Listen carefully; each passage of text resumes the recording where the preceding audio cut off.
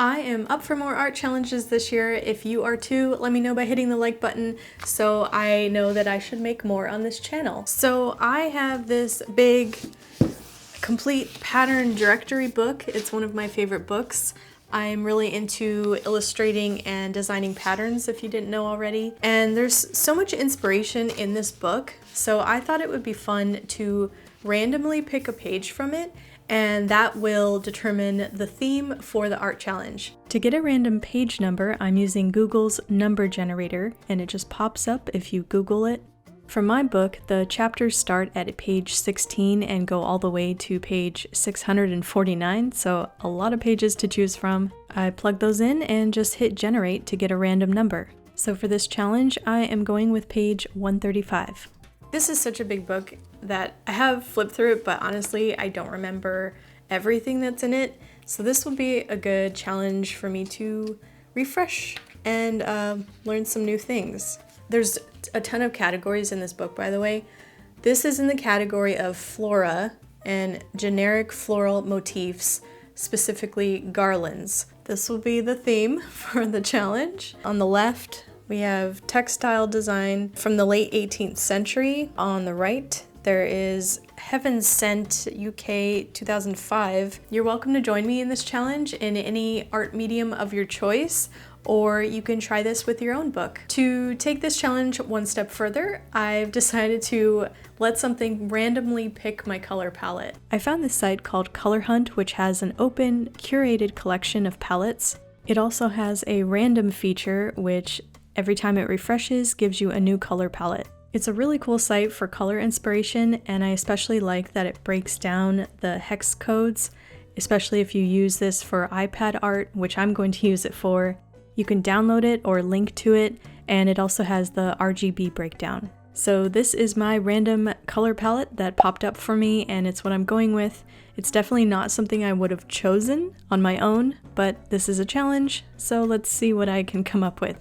Like I said, you can use any medium of your choice. For this one, I'm using my Procreate app to draw everything in. First, I'm doing a lot of rough, very basic sketching inspired by the random page. These are really loose, and it's just to get an idea of the different forms and possible things I can include in my art. Sketching also helps me figure out how to interpret this type of art into my own kind of voice and artistic style. Lots of floral elements here to explore.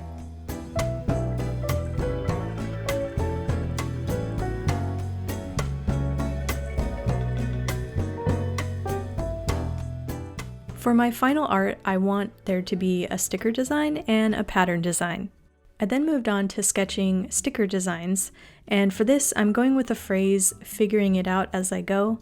I have done some word stickers before and I want to do more, and I figured figuring it out is kind of relatable. I think we're all just figuring it out, and I'm quite literally figuring it out as I make this art in this challenge. I started out with this type and I thought maybe a garland or like a crest garland around it. I was most inspired by this flower from this garland on the page, and I did my own simple version of it here. I did stick to the color palette, but I mostly used them for the outlines of the flowers, and I chose lighter shades of those same colors in other areas, and I think that still counts. I'm allowing that in this challenge. I liked this little bundle of floral arrangement, but something about the type wasn't working for me, and I just decided to scrap it and start over and do a new type arrangement. And I ended up shortening it to just figuring it out. I also wanted to keep it more organic, which is what I like doing in my artwork. So I think doing the loose, kind of scripty, handmade type worked out better than my initial sketch.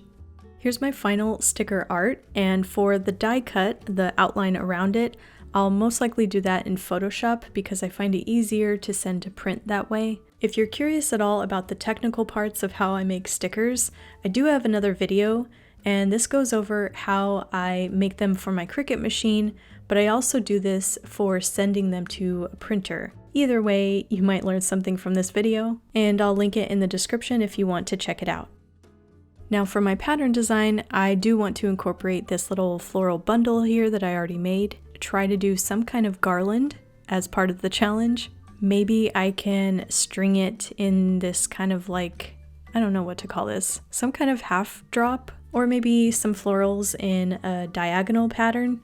Again, I referenced my original sketches to figure out what kind of elements to include. I liked this simple little flower from the page and I made my own organic version. I don't think I'll use this in the motif that I'm making here, but maybe as another element when I make the whole pattern. I ended up mirroring the ones that I had already made to complete this kind of garland oval diamond shape. Then I finished it off with a simple flower element in the middle and some specks around the outside. So now I have my final motif, which I'm going to make into a repeating pattern, and here in my Procreate you can see I referenced the original page right up here. It's a really handy feature in Procreate. You can keep a picture for reference around your canvas. And I'm going to export all of this for Photoshop, which I will then open it up in there and finish everything up. It's really up to preference. I just prefer Adobe Photoshop for finishing up artwork like this, especially if I need to send it to print and have certain type of files. So hope you enjoy coming along for the ride as I finish up the final artwork. And now onto the pattern. I'm using that motif I made and other elements to arrange the seamless repeat pattern.